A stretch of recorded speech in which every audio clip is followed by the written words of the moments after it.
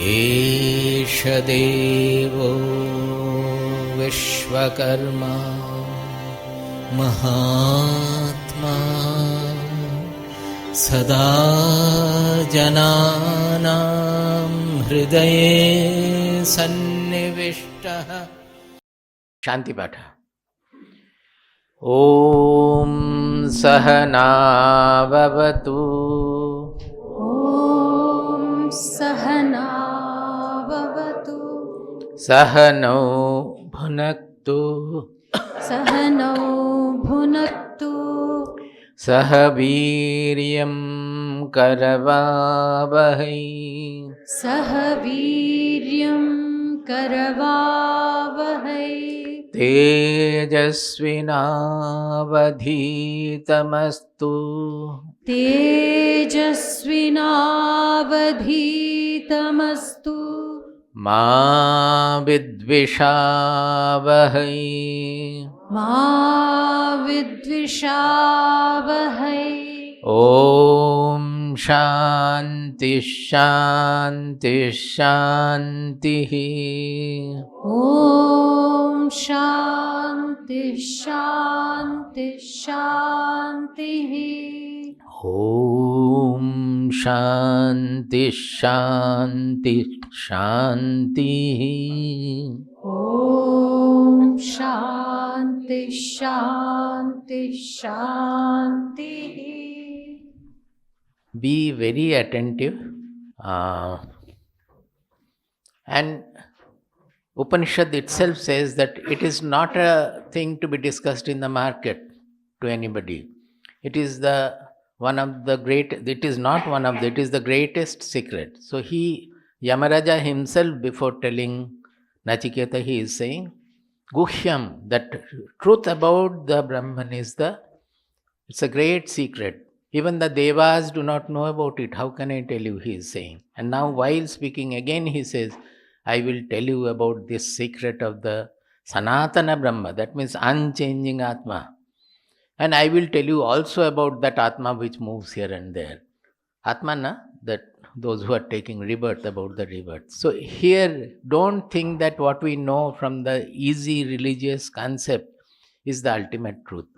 And don't discuss about the truth to anybody that you have understood. Until you become absolutely doubtless, we become absolutely doubtless, we are not supposed to discuss it. In Brihadaranyaka, Yajnavalkya, in a later section, he is explaining to Maitreyi, before leaving, before leaving home, he divided his property between two wives, Katyayani and Maitreyi. And Katyayani was happy with the property because now she doesn't have to take any permission for buying a sari from Yajnavalkya. But Maitreyi was not happy. Maitreyi said, where are you going? I am leaving because that is the ultimate. I want to attain sannyasa. Before that, he has completed Brihadaranyaka. Then he takes up sannyasa. So he says that, then Maitreyi says, this is a famous statement that, Yenaham namritasyam tenaham kim kuryam. Maitreyi tells the other wife, Maitreyi was Brahma Vidushi and Katyayani was Vishayi. She was given to worldly ways. One wife was given to worldly ways, another wife was given to knowledge. So naturally, immediately, Maitreyi says that if you are going for immortality, why are you leaving me here? Yenaham namritasyam tenaham kim kuryam. By that which I will not become immortal, with that what shall I do? Why do you divide the property and give me half the property? With that property, what shall I do? I also want immortality. You tell me about how to become immortal. Then Yajnavalkya Maitreyi Samvada starts. That is, Yajnavalkya teaches Maitreyi. He says that Maitreyi, I was always fond of you. You have been my real loyal follower. I am all the more happy that you have said like this. Come, sit here. I will tell you the truth. And it starts like that. Several chapters are there on that. And almost towards the end, in the final chapter, when he is explaining about the soul, he is mentioning, I can read out, but most of you will not understand. It is from Brihadaranyaka. He says that there is no individuality of the soul after the body falls. Whatever the soul, it remains always the all-pervading soul. With the body, it remains merged. Otherwise, also for a jnani, for an ajnani, he doesn't know. But there is no individuality of the soul moving from the body to body. Then Maitri says that, Sir, you are confusing me, as you all say. That always we have heard that the soul is undergoing punarjanma, through that it is evolving. Sir, you are confusing me. Yajnavalkya says, Maitri, I am not confusing you. I am trying to bring clarity to your mind. There is no individuality after the body falls. He emphasizes again, repeats. So we should not hurriedly make statement about it. For the general, yes, Punarjanma is there, it is like this. It is a model. It cannot be proved, it cannot be disproved. So, वो स्वामी जी बताएं वो नहीं है, हम कभी बोलते हैं कि नहीं है, ऐसा नहीं बोलेंगे. हम बोलते हैं कि वो है, तो that is in the objective field for science to declare. It is not our Atma we are speaking about. तो जब तक वो समझ में नहीं आता है, here in this Kathopanishad it is said, it is not to be discussed in the market, in the anybody to anybody. It is the most secret truth. Even the Devas do not know about it. So if it is so simple truth as it is moved from body to body and that is all, then why do we have Upanishads to understand this soul, this Atma? Can you not think at least that much before trying to argue about it, counter it? Why so much is written if it is so simple? And it is so simple that about that moving from body to body, the Kathopanishad has explained in half the shlokas. Rest are all on ekatva of the Atma. And here it is going to be very firm and clear statements. So we should give enough gurutva, or gurutva means enough of value and importance to this knowledge, that it cannot be just like that mastered and spoken of to others also. It is not to be spoken of by the people who have still doubt about it. Only when one becomes doubtless, he speaks about it in the doubtless manner. We should understand the value of it and try to absorb the most of it. There is some truth in the model, we can conjecture. Everything is not experiential, but we can conjecture about some truth about this model. That also I would like to discuss today. So first we will chant about 4 verses from 6th shloka onward. Hantata idam pravakshyami, Hantata idam pravakshyami, guhyam brahma sanatanam, guhyam brahma sanatanam, yatha cha maranam prapya, yatha cha maranam prapya, Atma bhavati Gautama, Atma bhavati Gautama, Yoni manye prapadyante, Yoni manye prapadyante, Sharirattvaya dehinaha, Sharirattvaya dehinaha, Sthanumanyenu samyanti, Sthanumanyenu samyanti, Yatha karma yatha shrutam, Yatha karma yatha shrutam, Ya esha supteshu jagarti, Ya esha supteshu jagarti, Kamam kamam purusho nirmimanaha, Kamam kamam purusho nirmimanaha, Tadeva shukram tad brahma, Tadeva shukram tad brahma, Tadeva amritamuchyate, Tadeva amritamuchyate, Tasmin lokashrita sarve, Tasmin lokashrita sarve, Tadunatyeti kaschana, Tadunatyeti kaschana, Etadvai tat, Etadvai tat, Agnir yathaiko bhuvanam pravishto, अग्निर्यथैको भुवनं प्रविष्टो रूपं रूपं प्रतिरूपो बभूव रूपं रूपं प्रतिरूपो बभूव एकस्तथा सर्वभूतान्तरात्मा एकस्तथा सर्वभूतान्तरात्मा रूपं रूपं प्रतिरूपो बहिश्च रूपं रूपं प्रतिरूपो बहिश्च Agnir, the last one I read, ninth one, Agniryathayikaha bhuvanam pravishtaha rupam rupam pratirupo bahuva. As I said that yesterday I was taking the example of the electricity.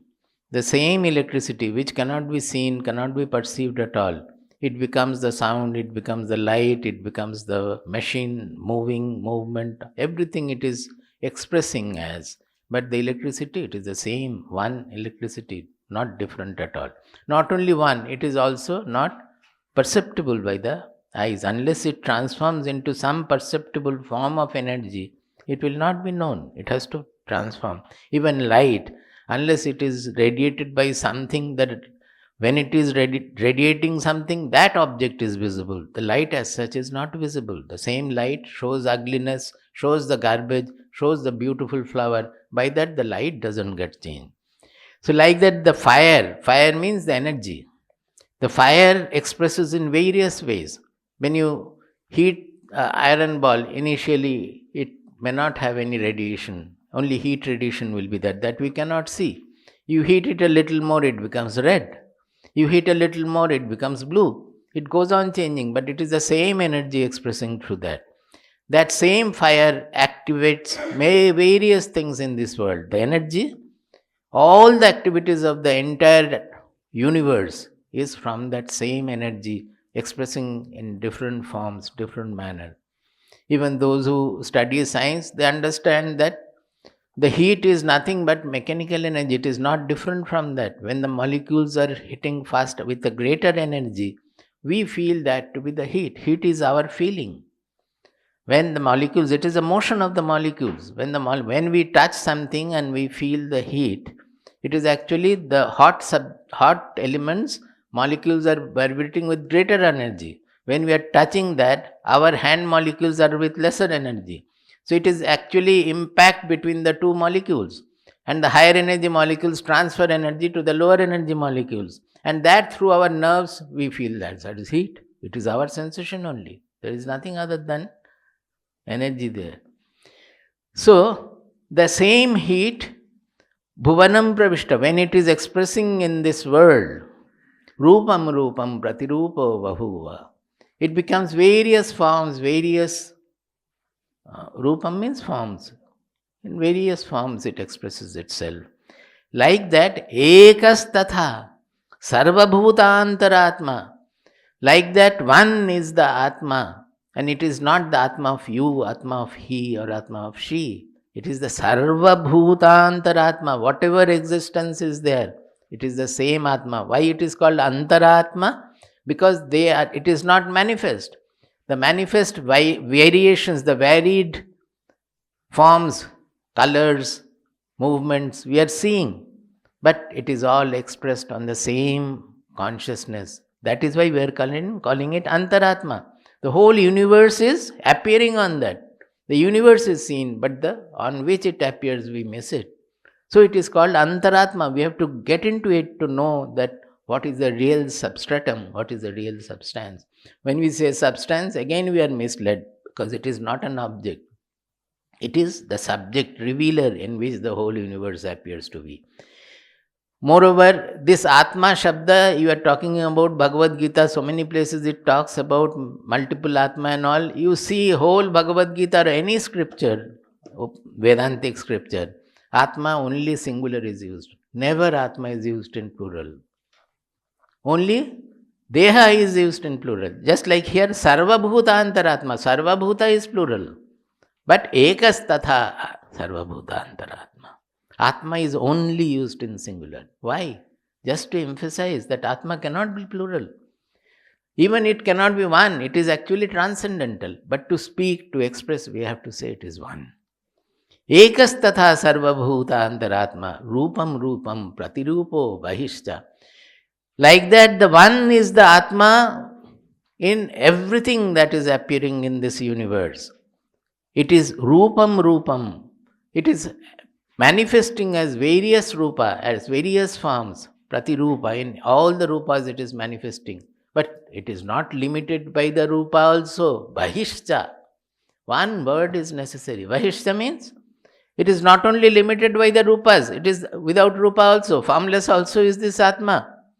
And it is not only in the formful things. Everywhere you cannot have any perception without the Atma. Without the revealer, there cannot be any revealed. All the revealed things are appearing in that Atma. Atma cannot be missed anywhere at all. It is our ignorance, we make the Atma small and we start missing it. We cannot miss it. Pratibodha viditam matam amritatvam hi bindate. It is perceptible, it is to be known in every perception, because perception cannot take place without the Atma. But because our focus is on the small, whatever is revealed, we miss the revealer. When we see that Atma in every perception, then we become immortal, because we understand that I am never touched by anything I reveal. I am the revealer. So this is what he is going to tell. I told you before going through the 6th verse, this is the 9th verse where he is saying, Guhyam Brahma Sanatanam. Sanatana means which is unchanging, which is ever existent. This is the Guhyam Brahma Sanatanam. Before that, he will speak in one shloka about what is the other concepts. What are the other concepts? Hantata idam pravakshyami. Guhyam Brahma Sanatanam. Guhyam Brahma Sanatanam. Yatha cha maranam prapya. Yatha cha maranam prapya. Atma bhavati Gautama. Atma bhavati Gautama. So he is addressing Nachiketa as Gautama. Oh Gautama, this is Sambodhana. Hanta. Hanta is an ahlada suchaka. That means he has become so fond of the disciple by then. The Yamaraja, seeing the purity of Nachiketa, seeing the grasping power of Nachiketa. Already in the previous what we have done, he has already said that may more and more disciples, seekers like you come to us. Oh Nachiketa, you are a Satyadhriti. Because he taught him the Agni Vidya. And immediately Nachiketa repeats the whole whatever Yamaraja had taught. So Yamaraja got very astonished by his medha as well as purity. He gives him another mala which has special spiritual power, or say supernatural power. A powerful mala he gives Nachiketa. That was not within the 3 boons, an extra boon. Nachiketa says, what shall I do with it?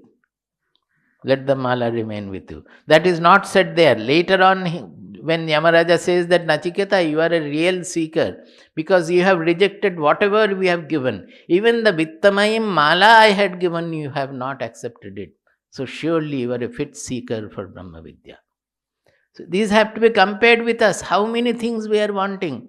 Not only property and fame and all those we have got. We look for small appreciation, a little smiling, some good words. Even if I am ugly looking, somebody says, oh, you are so beautiful, we are happy. We fall in love with him. Is it not so? We are so cheap. You may not be liking, but this is the fact. So, Hanta means it is beta, but it is Adara Suchaka. That means he has become so fond of Nachiketa that he is referring to, oh Nachiketa, oh Gautama. I will tell you, Hanta, ta means actually te. It is followed by idam, so e is there, so that ekara is dropped. Hanta ta idam pravakshyami. I will tell you. See, pravakshyami. Vakshyami means tell you. So why should they add one pra there? Prakrishta rupena vakshyami becomes pravakshyami. This is very important. I will tell you very well so that you don't have any more doubt. I will clarify. Hantata idam pravakshyami. What shall I tell you? Guhyam Brahma Sanatanam. I will tell you about Brahma Sanatana Brahma. Sanatana means which? Unchanging, ever present, eternal, immortal Brahma. And what is that? Guhyam. I am not going to speak to anybody. Even if Indra, Varuna comes, I have not told them about this truth. Devairatrapi vichikitsatam kila. He has said earlier. Even all the devas are doubtful about it. They don't know about it. So even if Indra comes, he is not fit for it. He is a bhogi. But I will tell you, O Nachiketa, because you are a tyagi. You have rejected everything. That is guhyam. It is not to be discussed to everybody. कोई आ गया और उसको बता दिया, ऐसा नहीं है. When Ashwathama came for the Brahmastra, Drona did not give him. It cannot be given to anybody like that. It has to have the fitness to receive it. Like that. This tattva, this truth, can only be given where there is a fitness. It is guhyam. It cannot be discussed to anybody like that. Not only that, guhyam brahma sanatanam, but I will tell you also, yathacha maranam prapya atma bhavati. Gautama. Atma maranam prapya cha yatha bhavati. That is, Atma, he has said repeatedly, it does not die, does not get born. So where is the question of Atma maranam prapya? It means that by dying, after dying, what happens to the Atma? That also I will tell you. Now, already he has said that na jayate na mriyate va vipaschit. So, where is the question of death? It is a question of the ignorant people, those who think that I am going to die. I will tell you what happens to them also. Atma doesn't die. But the ignorant people, when they die, what happens to their Atma? Their wrong understanding of the Atma. Their constricted understanding of the Atma. I will tell you that also. So, first he is taking up the second part. Yonimanye prapadyante. Yonimanye prapadyante. Sharirattvaya dehinaha. Sharirattvaya dehinaha. Sthanumanyenu samyanti. Sthanumanyenu samyanti. Yatha karma yatha shrutam. Yatha karma yatha shrutam. See, he says that anye means some others. Anye. Anye dehinaha yatha karma yatha shrutam sharirattvaya yonim prapadyante. Anye cha sthanum anusamyanti yatha karma yatha shrutam. This yatha karma yatha shrutam can be attached to both. That is, this has happened to those and this has happened to those. Both are yatha karma yatha shrutam. Now there is many things to be told about this. He says that those who want sharirattvaya dehinaha, those who want sharira, what happens? He says, yathatu maranam prapya atma bhavati Gautama. That is, after death, what happens? He is speaking about after death, as everybody was asking what happens after death. He says it happens according to yatha karma yatha shrutam. This is not only here, in other scripture, particularly Brihadaranyaka Chandogya also, this statement is there. What happens is according to his knowledge. What happens after death is according to his knowledge. Here it is clearly written, yatha karma yatha shrutam. That is according to the causality. Karma means whatever he has done, whatever he has thought. I have to introduce something. The other day also I said that our religious concepts are based on 4 pillars. What are the 4 pillars? No. 4 pillars are the concept of God, the concept of heaven and hell, the concept of karma, and concept of punarjanma. They are all interrelated. These are the 4 pillars on which Hinduism, the Hindu religious, not Hinduism. Hinduism is not a religion.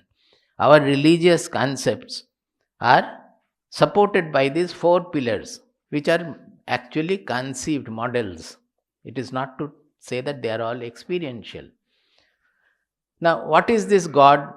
God, as I said, is an extrapolation of our causality. Have you understood that? Is there any doubt? Because we see everything in this world happens by cause. Unless there is a cause, the effect cannot be had. Whenever there is a smoke, we look for there must be fire. You look whether there is fire or not. Then how the smoke is coming? There must be some earthquake or something. We will look for the cause. Like that, how this whole creation has come? There must be some creator. So we conceive of the creator God. So this is an inference. God is an inference, a model that God is there, and it doesn't stand logic also. Finally, when we not argue out, but when we analyze, the truth has to be beyond causality, because if God is a causal thing, that who has caused the universe, then who created God is a legitimate question. We truncate the question by saying that Brahma is Swayambhu, the creator is causeless cause. That is only said to fool us. A real seeker will not stop there. How can you stop the causality suddenly there? If he is uncaused, then he cannot cause the universe also. But don't think the Shastras have missed it. We may ask these questions, but we think while asking the question that I am very intelligent and I am in the question. But you will be most humbled when you see that the Shastras, you don't have to read much. I have not read many Shastras, but I have found that all the questions are answered.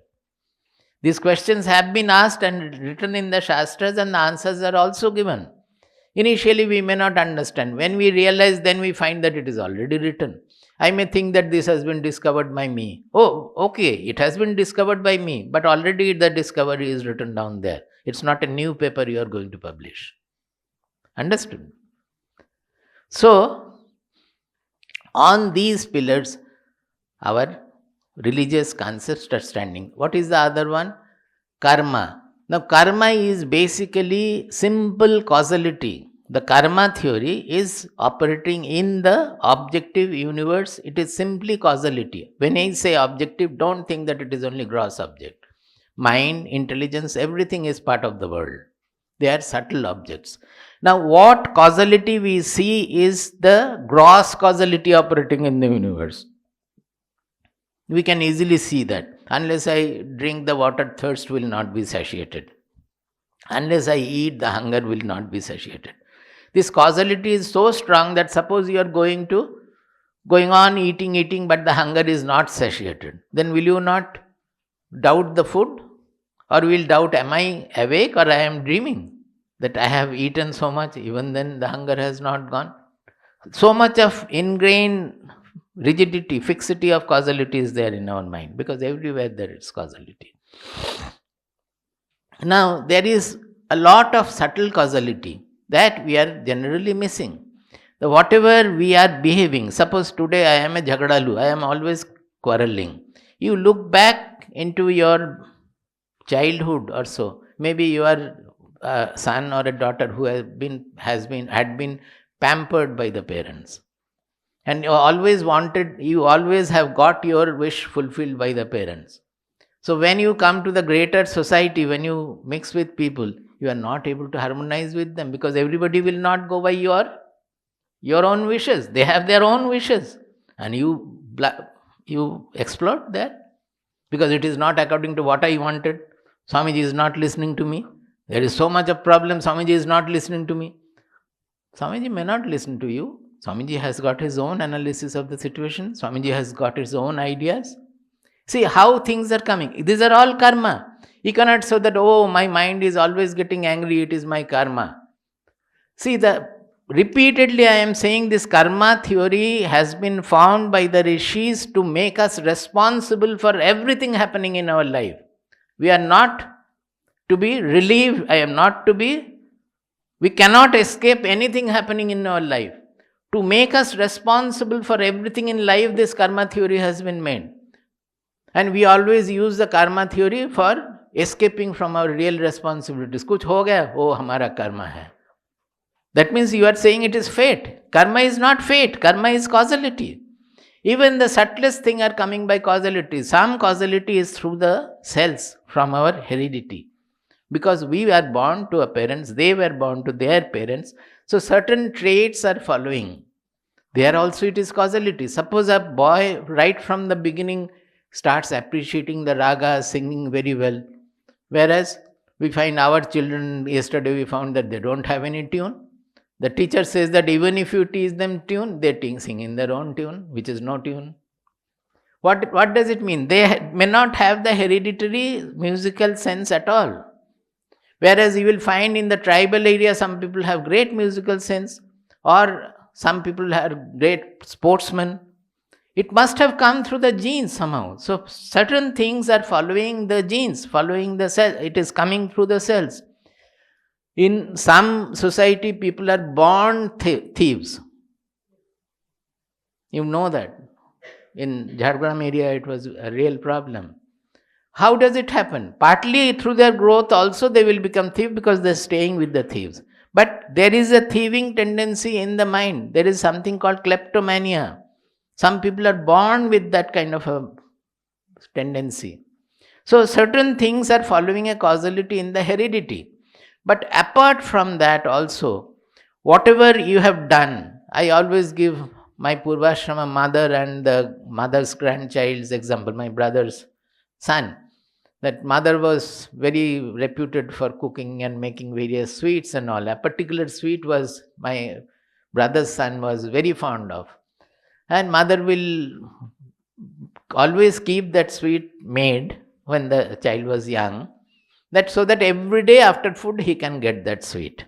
And very proudly mother would say that without chanar jalebi the boy cannot take food. Chanar jalebi means paneer ka jalebi. Without that the boy cannot take food. And it's a proud declaration of the grandmother because the bahu cannot make it.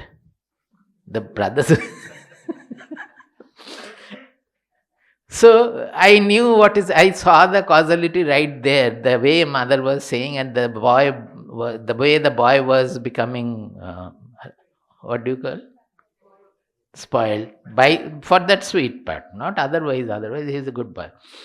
So whether I told mother, I don't remember. Most probably I told her. My earlier statements have to be seen in the recording if it is there. I have forgotten now.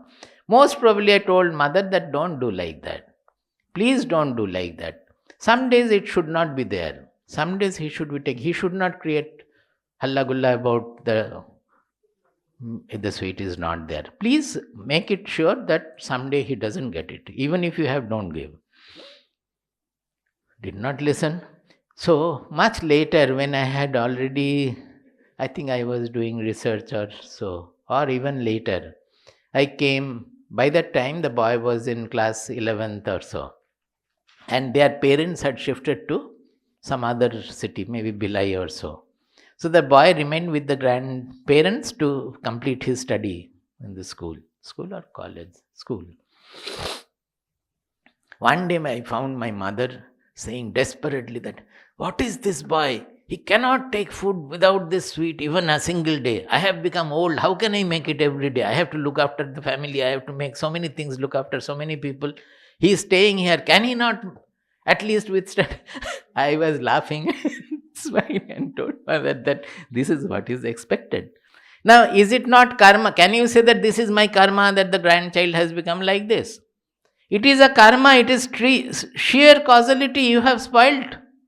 You know that story of biting the bua's ear? That boy became criminal, and when he was given the capital punishment, what is the last wish? He says that one wish is that I would like to see my bua. Bua means aunt. I would like to see my aunt, with whom the boy had grown. So they make the arrangement. The aunt came. The boy said, please come closer. I have to tell you some secret, whispering to your ears. The aunt came and brought forward the ear. The boy gave a big bite and took away the ear. This is the price for spoiling me. Before I go to the gallows, this is the reward you are getting. We don't understand the causality. So karma means the gross causality, the subtle causality, subtler than the subtlest causality. So we say that it is carried. And this punarjanma is not, what we get misled is that we consider one to one that one soul coming out of one body and getting into another body. Another something, soul means something, some jiva coming out of this body and getting into another body, then moving from to the heaven, then again coming down to the body, etc. This one-to-one correspondence is grossly wrong, and it doesn't stand reason also. So many people, the population is increasing. Where from these are the questions that the argumentators ask. We don't bother about these questions, neither this, not that. That number of souls are also increasing. With the population growth, the number of souls, they will say that, oh, some mosquitoes have become now human being out of evolution, or some goats have become now like this. All these cock and bull stories will be created around it. Although they are not in the scriptures fully, the scriptures also are very careful in putting things in a manner that they can satisfy you. At the same time, if you can read through the between the lines, then you will know the clear answer also. Now, it is only not through the genes it is happening. Suppose what I am today, is it not what I am? My bodily part is it's not so important. What I am interacting with the world, is it not my mind and intelligence? It's my Sukshma Deha, my inner being. Bodily I am not doing much, only the body has to be fit to allow me to speak, or allow me to write, or allow me to speak to people, discuss or so. That is the body's part. Otherwise, if you consider my personality, is it not mind personality? It is mostly the important part of my life is the mind, intelligence, and what my philosophy, my mind is. Now this mind, it is not only hereditary from in this gross manner. I have not got some qualities, most of the qualities I have got from the parents. But certain qualities I have got from everybody. Suppose when I read Rabindranath Tagore's composition, I identify it so much that Rabindranath's mind gets into me. His emotions enrich me. When I read Shankaracharya, his Vairagya, his depth, it enriches me. Enrich me. Those things enrich me. When I read Buddha's lofty ideals and lofty mind, that enriches me.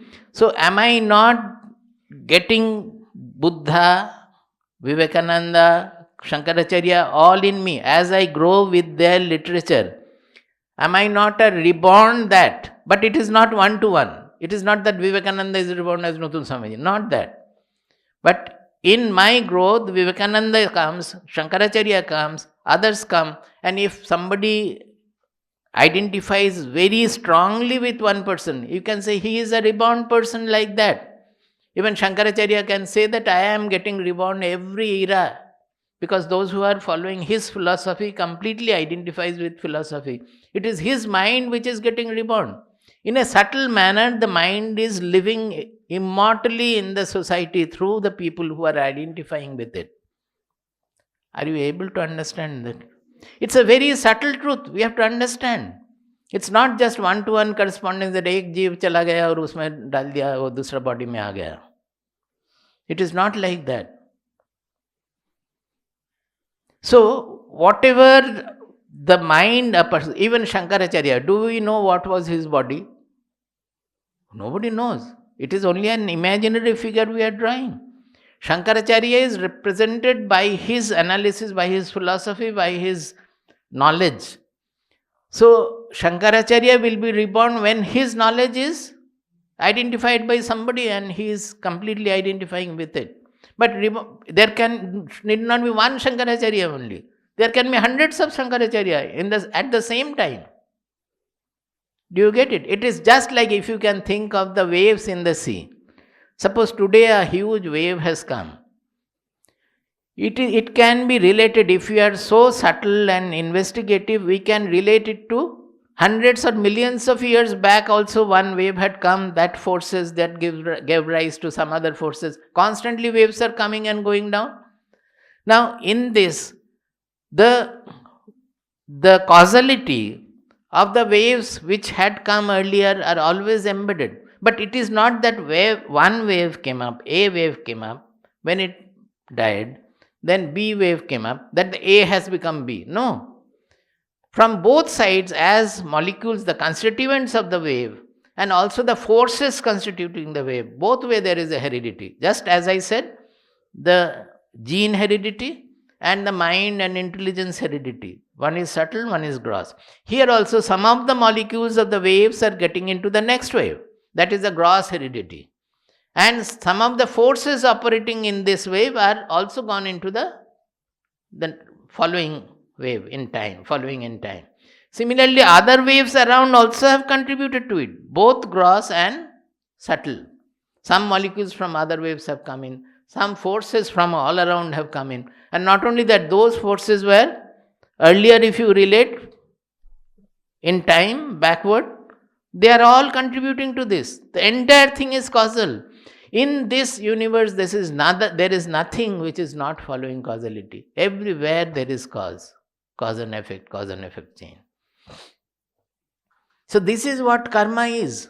So now, suppose one has a very strong desire. Very strong desire. Is it not a force? Is there not an energy? Generally, that person, to fulfill that desire, he will spend that energy. If the desire is fulfilled, then it will be dissipated. Energy will be dissipated. But if it is not fulfilled, it may give rise to further and still more intense desire also. Now, the desire means an concentration of energy, concentration of force. So, whenever there is a concentration of energy, the natural tendency will be to get dissipated. In physics, it is called the entropy. The entropy of the world always increases. That is, there is a packed gas in a vessel.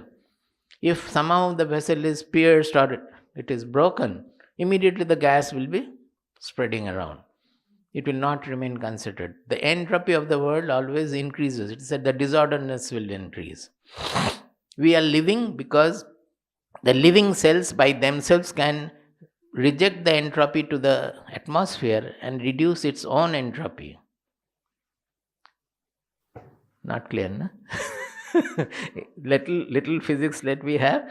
Why the temperature goes off? The entropy rises. Are we not constantly emitting heat to the surroundings? By that we are reducing our entropy. All living cells are doing that. And cells are dying, they are rejected. Through all our mechanism, things are rejected. The increase of entropy is compensated by rejection, so that our entropy remains less, whatever we want to maintain. Every living cell will have to maintain its entropy. When we are not able to maintain it, our temperature goes up. As a remedy mechanism or whatever, it goes up beyond a certain limit, then our organs start failing. But the fact is that the living cells are not able to bring back their energy when we die. Bring back their entropy to the lesser rate. Otherwise, the living cell means it is order. We are creating an order by rejecting all the disorderly elements, heat and other things. The entropy means disorderliness. The entropy of the world always increases. That is the way. But the living beings, they remain reducing their disorderliness, remaining orderly. So if all of you become a little more orderly in serving, in arranging your books, and keeping things properly, you will live longer. At least whatever the normal is, that from that. So, desire. So there will be a natural tendency of dissipation of the desires. And now suppose suddenly the person dies with strong desire. What is the natural consequence of it? That if we consider it as an abstract concentration of force or energy, it will try to fructify itself by dissipating. So it will go and fix to an element where that desire will be fulfilled. That is why the Shastras say that human body is meant for applying your intelligence and dhihi and finally have the knowledge. What is the speciality of the human body? In this creation, all kinds of bodies are there. Millions of varieties are there. Now, what is the speciality of human body? That it can think about itself, it can know about its truth, it can change the world also. That is first intelligence and then later Further development of human body is viveka. So if you don't apply the viveka as a human being, if you don't apply viveka, then better you born as another being who does not have viveka. You get the Shastras are so sensitive. So naturally he will not be born as a human being. He will go to other yoni, anye yoni hi prapadyante. He will be born as, if he is only given to loyalty but not buddhi or anything, he will be born as a dog. If he is only given to eating more and even doesn't matter about the taste, only quantity of food, he will be born as an elephant. Oh, नारियल का पत्ता दे दिया वही दिन भर happy with that. We had a Darwan in our hostel who initial demand was 100 chapatis per day. Who will make? We finally bargained with him and we रफा हुई वो 50 चपातीस में.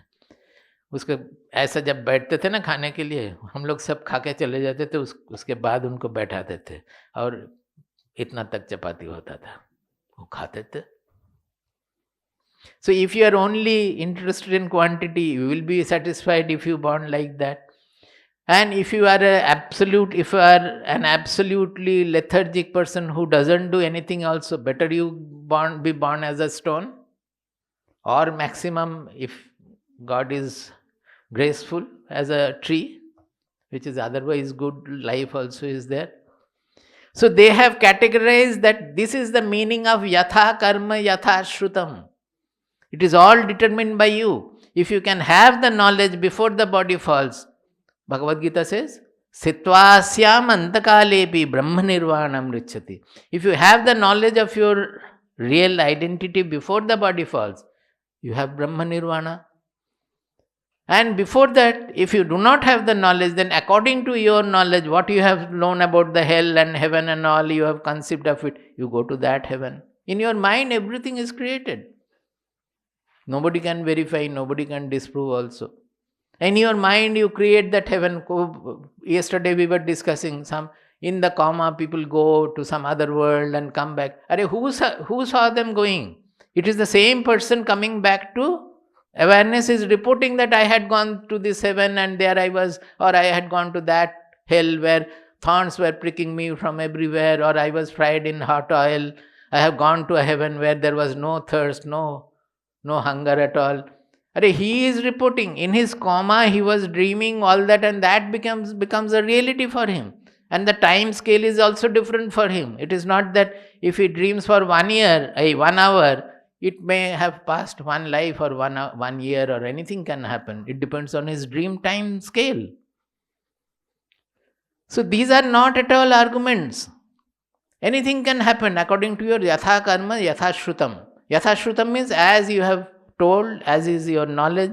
If you have been told by this happens, that happens after death, it will happen like that. And also, the major point before yatha shrutam is coming, yatha karma, as you have thought.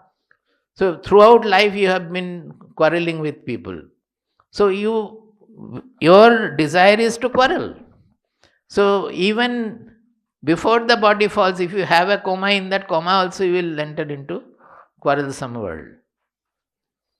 So it will happen according to, so the desires as a concentrated force will try to get its fructification or its fruition by associating with anywhere in the nature where it will be satisfied. That is the nature of the desire.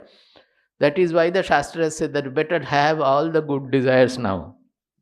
That is why all the Shastric prescriptions, they motivate you to do always good, think always good, so that everything. In Bhagavad Gita 8th chapter also, Sada tad bhava bhavita, that 8.6. He has described that there also it is yatha karma yatha shrutam. But then what is he saying? Sada tad bhava bhavita. Therefore always you think of the tat, the truth. So wherever you fall, even if it is an accident, you will become the truth. You will become the Brahman. Similarly, in 9th chapter also he is describing, or in 8th chapter itself, he is describing that, 8th chapter itself. that one who goes through the Surya Marga, goes through Shukla Paksha and Krishna Paksha, so many things they have discussed. Then at the end, what is he saying? Tasmat sarveshu kaleshu mam anuswara yuddhaja. Tasmat sarveshu kaleshu. A person, this happens, that happens. If he dies in Shukla Paksha, this happens. If he dies in this, then this happens. Everything has been discussed. Then he said, therefore, what you should do, Arjuna? You should always, sarveshu kaleshu, always, mahamanusmara. That is, you think of the truth. Think of your own real Atma. And then you fight. The fight becomes a play then. Because why fight? Either you will die or others will die. You will kill or they will kill, but you will not have any enmity at all. It is all a play in the Atma itself. You do it. We should try to read the Shastras like this. Otherwise we will be misled. That is why Shastras repeatedly it is said that Guru Mukhat Shravanam. You have to listen to a person who is doubtless about it, who will save you from misdirection. Not that you should not read, you can read. So he says, Yoni manye prapadyante sharirattvaya dehinaha. Those who want to have sharira means the seat of experience. That means those who are not fulfilled with the experiences of this life, and those who want a continuity of the experiences. That is bhoga. Experience means it is sort of enjoyment.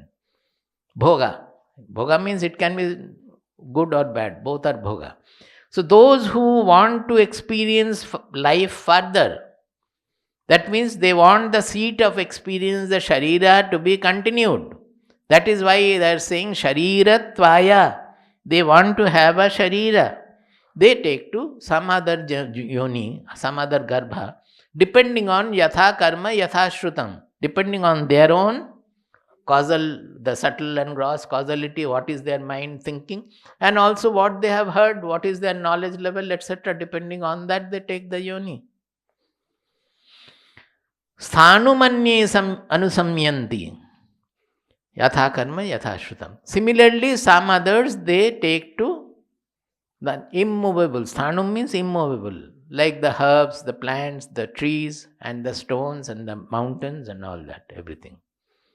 So according to their karma and yathashrutam, they take to it.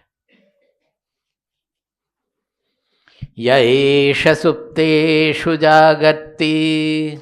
Yaesha supteshu jagarti. Kamam kamam purusho nirmimanaha. Kamam kamam purusho nirmimanaha. Tadeva shukram tad brahma. Tadeva shukram tad brahma. Tadeva amritamuchyate. Tadeva amritamuchyate. Tasmin lokashrita sarve. Tasmin lokashrita sarve. Tadunatyeti kaschana. Tadunatyeti kaschana. Etadvai tat. Etadvai tat. He says, Yaha eshaha supteshu jagatti. Kamam kamam purushaha nirmimanaha. Ya eshaha purushaha supteshu kamam kamam nirmimanaha jagatti. Anvaya is like this. That Purusha, when the body sleeps, supteshu, when the body is sleeping, this is still awake. And what it is doing? Kamam kamam nirmimanaha. Whatever kamas, the desires are there in the mind, according to that it produces the world. It goes on producing the world. Is it not so? In the dream, it goes on producing the world. They are coming from the consciousness, depending on the vasanas. Kamam, kamam, whatever the mind desires. Not only that, when we are going to the sushupti, when there is no dream at all, because one desire is to rest also. That is not a desire. But after getting fatigued initially the body is fatigued. So the body sleeps.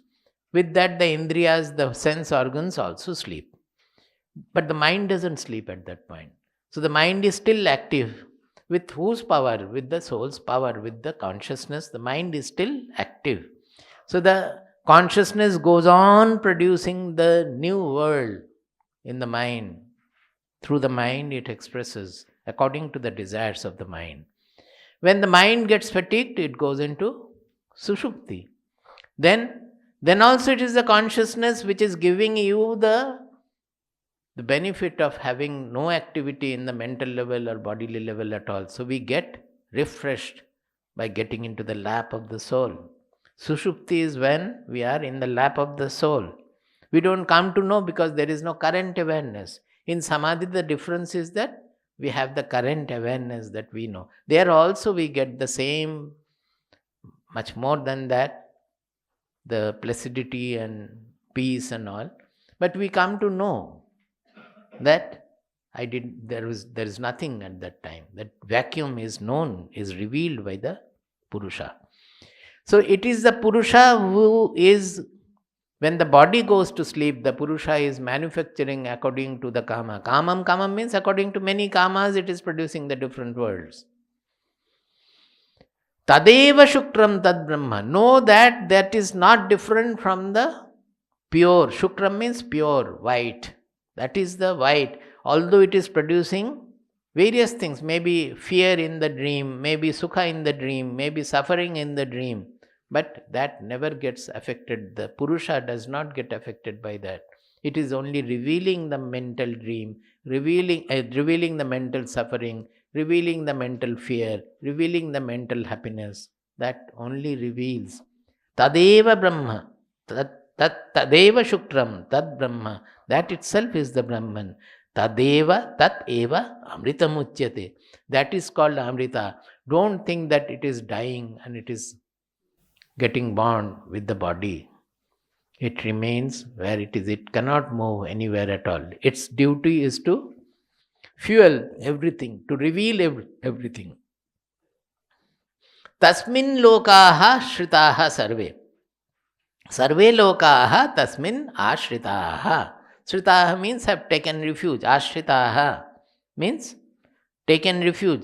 That means it is the substratum, it is the host, it holds all the lokas.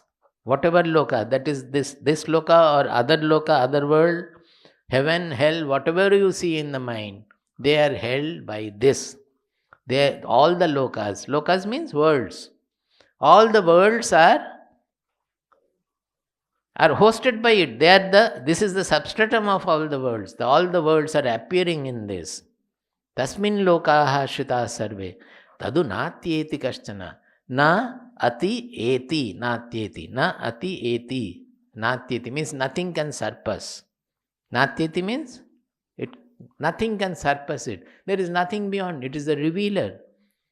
If the revealer is revealed by something else, then that is the revealer and this is the revealed. So the revealer can never be surpassed at all. Nothing can surpass it.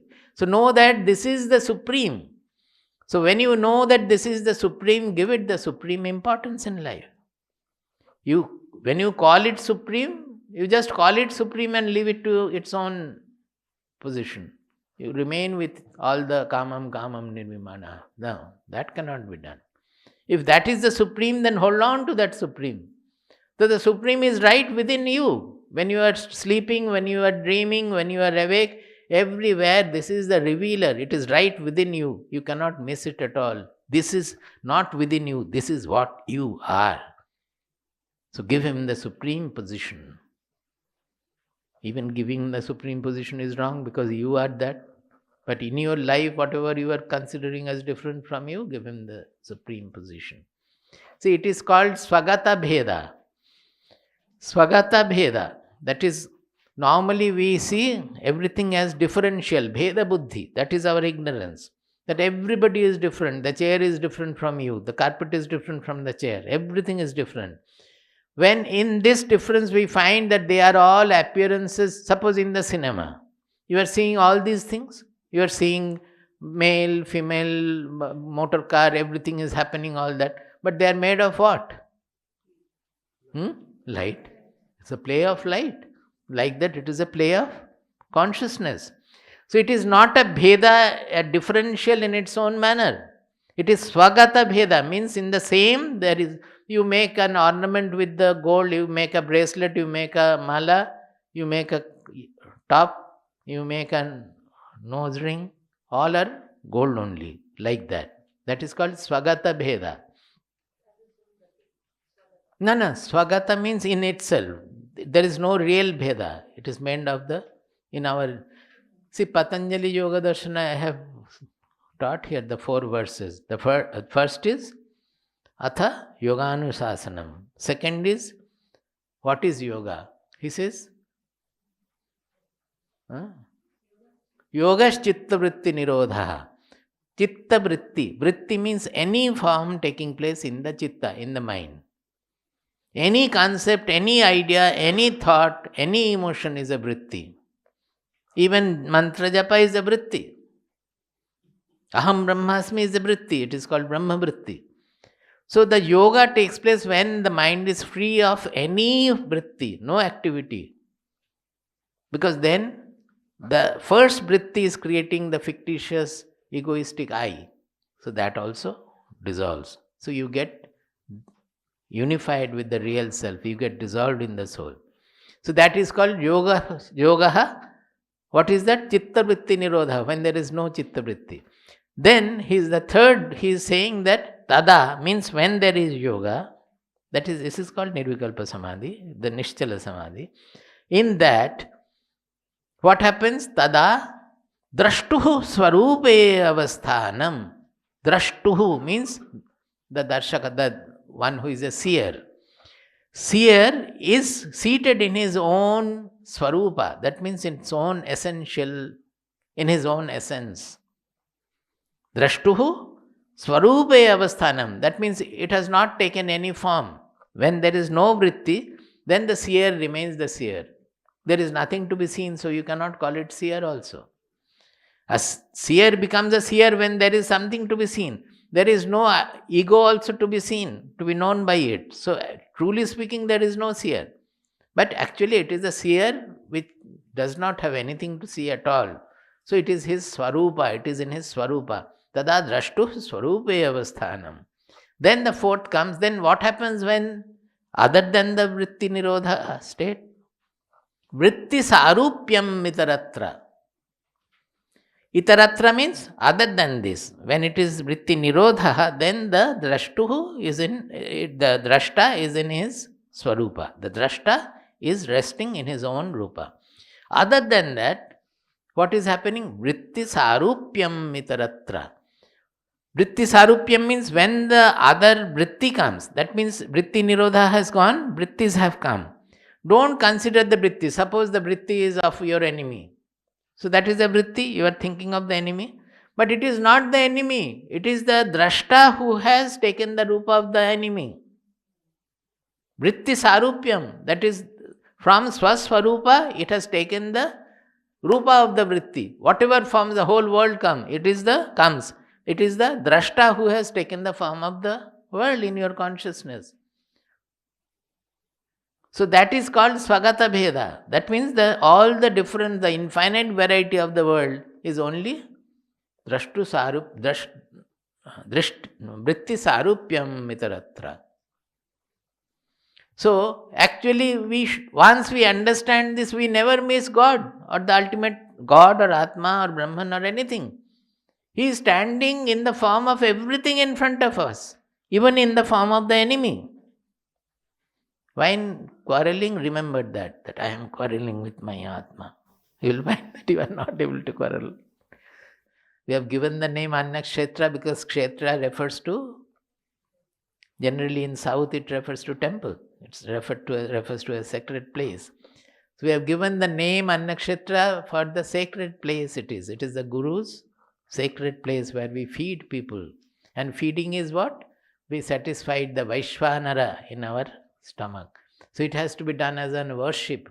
Serving people food should be done as worship, that we are offering in the Homakunda where the Vaishvanara is sitting in a subtle manner. In Homakunda we offer to the Agni. Here the Agni is inside and that is called the Vaishvanara.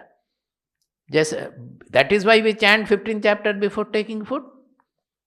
Why? Aham Vaishvanaro bhutva praninam deham ashritaha panapana samayukta pachamya annam chaturvidham. All kinds of food I am consuming by becoming Vaishvanara. So when we ourselves are taking food, this is chanted to say that we are not eating out of greed or out of taste or out of anything. This is a yajna performed. The food is the offering given to the Vaishvanara. So much is the sacredness. Generally, everywhere you will find that when the food is going, we immediately start eating. If the food is very something I like, immediately. If I dislike, then ulta. But it is not to be taken like that. Before even touching the food, we have to concentrate on this truth. And finally, it is to be taken as an offering done to the Vaishvanara. So when we are serving food in the Annakshetra, the server should remember that it is an offering given to the Vaishvanara. Not only in Annakshetra, if the behavior outside is not sacred, then how can the Annakshetra behavior be sacred? If the behavior, the most important point is the behavior inside the mind is not like that. Automatically you will not remember whether it is Annakshetra or the satsang hall or the garden. Everywhere it will come out. First, the correction has to be brought in the mindset. Then only the outer behavior can be corrected. Otherwise, however much you may try, others may remind also, no, don't do this, here you don't do this. Even then you will not be able to. And the spoiling is done in the mind. Even if you control your behavior, the radiation is always taking place from the mind. It has already spoiled the atmosphere. It has de-sanctified the food. We do the pavitrikarana to sanctify the food. Bring it to Swamiji, so that Swamiji with his sankalpa sanctify the food. Because while cooking also, various impurities take place, and there we don't have the control, because some cook from outside. They will not listen to us. They have their own mind. Even devotees have their own mind. So lot of impurities will get in. So we take the food to Swamiji by his sankalpa. He purifies the food. Then again, when the purified food is taken to the Annakshatra, if the servers again impurify the food, then Swamiji has to sit in all the chairs and purify again before each person takes food. We should remember. And it cannot be set right unless it is set right here, inside the mind. The mind has to be always kept in the placid mode. Prasada should be there in the mind. Tasmin lokas shrita sarve tadu nastyeti kaschana. Know that consciousness in you, who is making all these things, revealing all these things, that is the supreme Brahman, that is the purest, and nothing can surpass it. Etad vaitat. O Nachiketa, this is what you wanted to know, what remains when the body falls. This Purusha remains when the body falls. That to know that, you have to know now, not after the body falls. Then in the next, onward, he has now dealt with the Punarjanma and all those theories and models and everything. I have added whatever little I know, and I have thought, rethought to explain to people how best we can explain it, so that it becomes, because it is not their fault. Their fault is that they never try to think deeply. Our fault is that we never try to think deeply. We don't have the perseverance. We ask questions, but when the reply is given, by that time the mind has gone somewhere else. I have seen people are ready with 3-4 questions. When the first question is being answered, their mind is not at the answer. They are only interested in asking questions. There comes the difficulty. There lies the fault. We have to be persistent. We have to inquire, but get the reply properly. Let the reply get settled in us.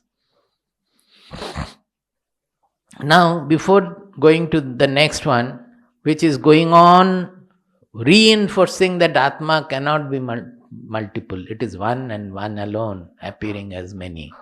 Before that, Shankaracharya in his Bhashya is saying that, shall I read the Sanskrit? He says, Aneka kutarkika, pashanda, kubuddhi, vichalita antahkarananam. It is one word actually. Sanskrit has this facility that you put the vibhakti at the end. All are hyphenated, but Those who are good, master in Sanskrit, they should be able to read in one go. Aneka kutarkika pashanda kubuddhi vichalitantah karananam. That means those who have kubuddhi. Shankaracharya is very harsh in this, because he is criticizing to whom he had to fight. What is that? Nyaya, Vaisheshika, Buddhist, here it is Sankhya, Nyaya, Vaisheshika, those who have multiple Atma. That is, we have in Hinduism, we have various philosophies.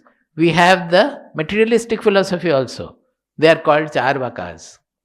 Rinam krutva ghritam pivet javat jivet sukham jivet. Yavat jivet sukham jivet. There is nothing when the body falls. Don't worry about God or Punarjanma or anything at all. Take money from others and eat enough of ghee. As long as you live, live happily. That's all. They are called Charvaka, means Charu Vaka. Very well formed arguments they will put. They told Rama that, who is your father? You are listening to your father and coming to the forest? All children are born out of the lust of the parents. Why should you listen to your father? He is a fool. Go back and enjoy the kingdom. Charvaka was there in the troop also. They carried all kinds of philosophers. Vasishtha was there, Charvaka also was there. Then Vasishtha counters him and puts his logic. So here it is all the multiple philosophies which believes, and with lot of argument they establish that the Atma is multiple. But their arguments have been defeated time and again, but they still hold on to their arguments. So he says, Aneka kutarkika pashanda kubuddhi vichalita antahkarananam. Vichalita. That means their inner antahkarana, that means mind, intelligence has got deviated from the truth. Because they are interested in the argumentative logic.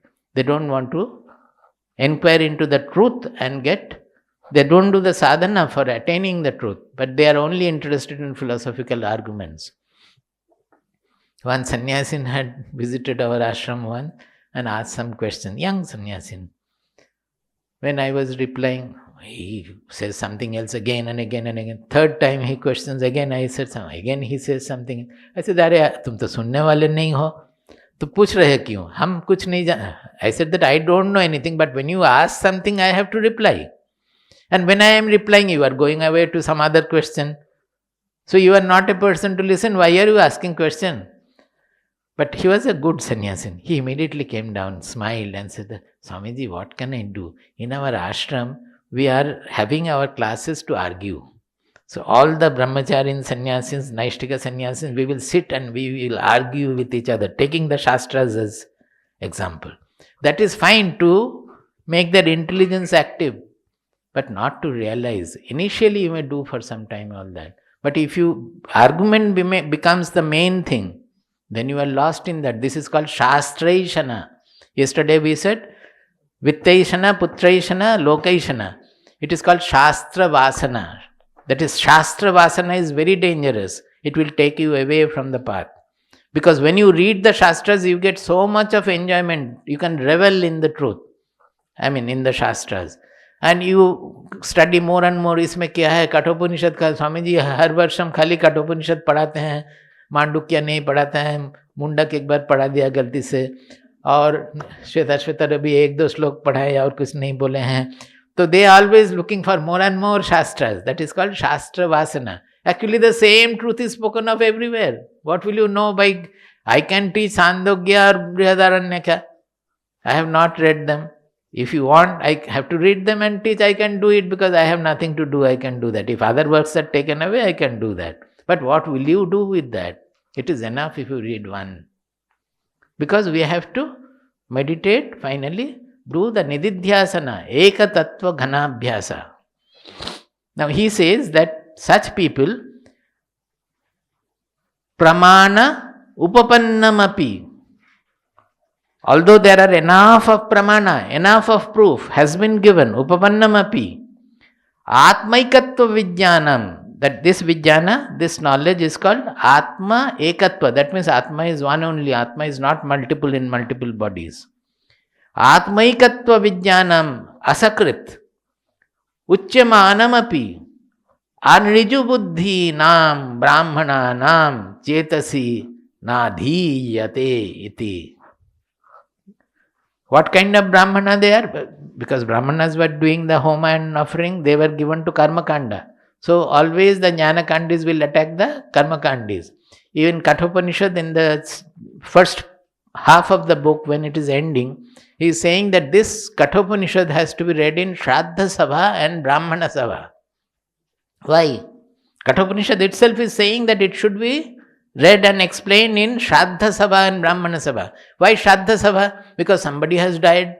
So naturally you will be interested in knowing where is he, has he gone to heaven or hell, or is he going around us, or he is still in the house that we have to send him away, otherwise we will be fearful of him. He is the loved one, but if he is near, then we are fearful of him. Is it not so? Nachiketa is asking Yamaraja, when I go back to my father, he should not fear, he should not be scared of me. Yari, ye kahan se वापस आ गए? तो मर गया था बेटा. So, Shraddha Sabha means people will be interested in knowing when the body falls, what happens. So they will easily listen to it. Otherwise, they will not listen to Kathopanishad.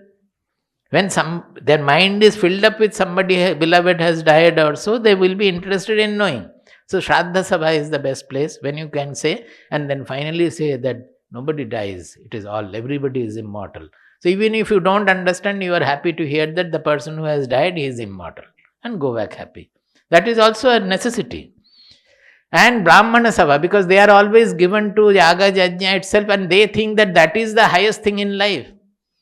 In Mundaka Upanishad, it is saying that, they are saying that there is nothing wrong in the karma kanda, in Yaga-dvesha itself. But the wrong lies in thinking that this is the shreyas.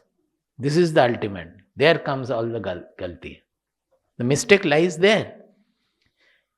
If you start saying that the 12th class is the highest, and this is all, I need not go to for graduation or postgraduate or PhD, it is just like that. और उसके बाद अधिक कुछ पढ़ने का ही नहीं है अगर सोचते हैं. जब तक हम 12th क्लास में पढ़ लिए हैं, उसके बाद में और कुछ है ही नहीं, तो आप बुद्धू है ना, कौन बोलेगा. यहाँ भी वैसे ही है. That is why he is saying that अनऋजु बुद्धि नाम ब्राह्मणा नाम.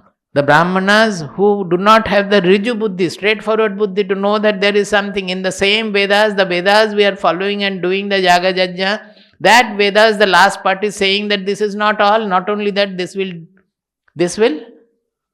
take you away from the auspicious goal. They are all like fragile boats. In Mundaka Upanishad they use, they are like fragile boats. You will leave this bank and not reach the other bank, before that you will get drowned. Avidyayam antare vidyamanaha swayam dhiraha panditam manyamanaha. Upanishad itself says, it's not Shankaracharya. They are all immersed in avidya. Immersed मतलब क्या? अगर इतना तक होता तो आप बाहर देख सकते हैं कि दुनिया है. Immersed मतलब आप दुनिया नहीं देख सकते, पूरा पानी ही है और कुछ नहीं है. Like that they think this is all, there is nothing beyond. So that fault lies there. So he said, Uchyamanam api, repeatedly saying also, explaining and proving also, they are anriju buddhi, their buddhi is not straightforward. So they don't accept that the Atma is one. That is why he is saying, Tat pratipadane adaravati shrutihi punaha punaha aha. Shruti is called, Shastras are called Shruti Mata. They don't leave. They said, they are all my son. Everybody is my son. I have the responsibility of bringing them back on my lap, on the auspicious path. So Shruti goes on, the Shastras goes on, repeating. That is what Shankaracharya is saying. That punah punaraha adaravati Shrutihi. The Shruti who is concerned about the human beings, concerned about us, they are repeatedly saying that this is the truth. Know that Atma is one and one alone. Agniryathayiko bhuvanam pravishto. Agniryathayiko bhuvanam pravishto. Rupam pratirupo babhuva. Rupam pratirupo babhuva. Ekastatha sarvabhutantaratma. एकस्तथा सर्वभूतान्तरात्मा रूपं रूपं प्रतिरूपो बहिश्च. रूपं रूपं प्रतिरूपो बहिश्च. This I have already explained in the beginning.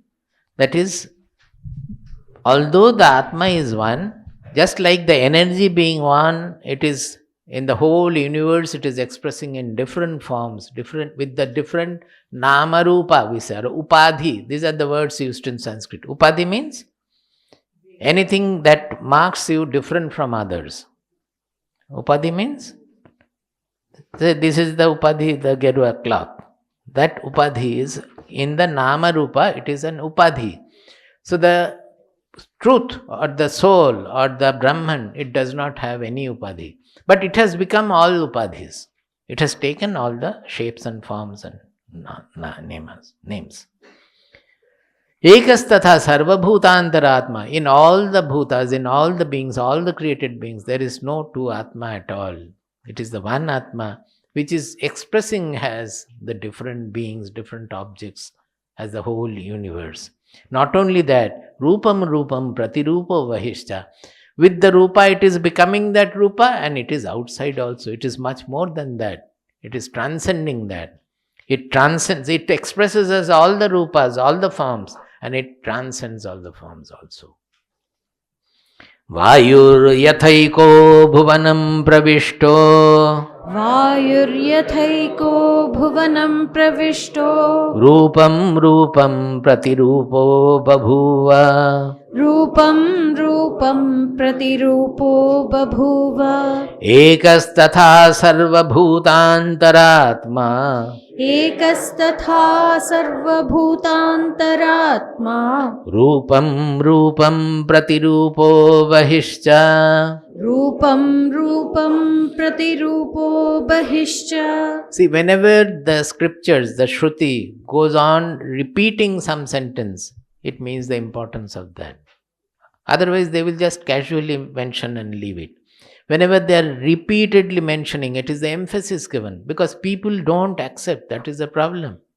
They don't want to think. They don't want to go into it. How are we missing that everywhere Atma is used in singular? We are all Sanskrit Pandits. At the same time, not we, but there are Sanskrit Pandits. But at the same time, they will argue for multiple Atma, as Shankaracharya has said. In the Upanishad, repeatedly it is said that it is in the previous portion where we ended up, that Yathodakam shuddhe shuddham asiktam tadrigeva bhavati evam muner vijanata atma bhavati gautama. Just before that is Yathodakam durge vrishtam parvateshu vidhavati evam, what is that? Evam dharmam prithak pashyan taneva anuvidhavati. Is it not so?